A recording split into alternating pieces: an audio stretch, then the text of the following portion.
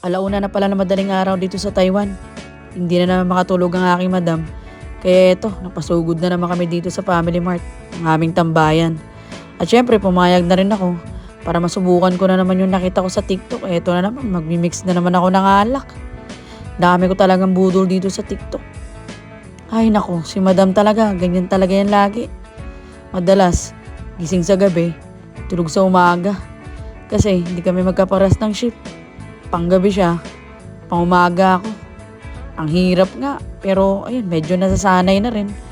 Kasi wala eh, yan talaga. Kailangan mag-adjust kasi ibang pasok niya, iba rin ang pasok ko.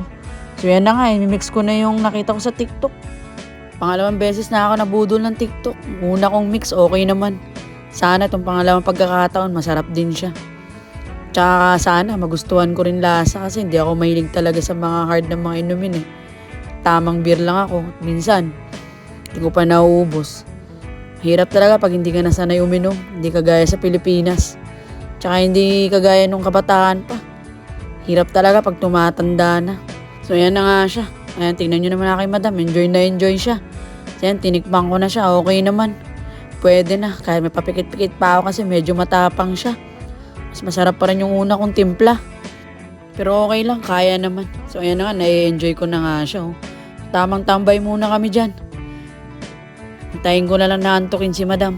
Para maya-maya, uwi na rin kami. Madalas kaming ganyan. Minsan, pumapasok ako sa trabaho. 5 oras lang, 6 na oras lang tulog ko kasi sinasamahan ko siya. So yan lang muna ngayon. Bye-bye.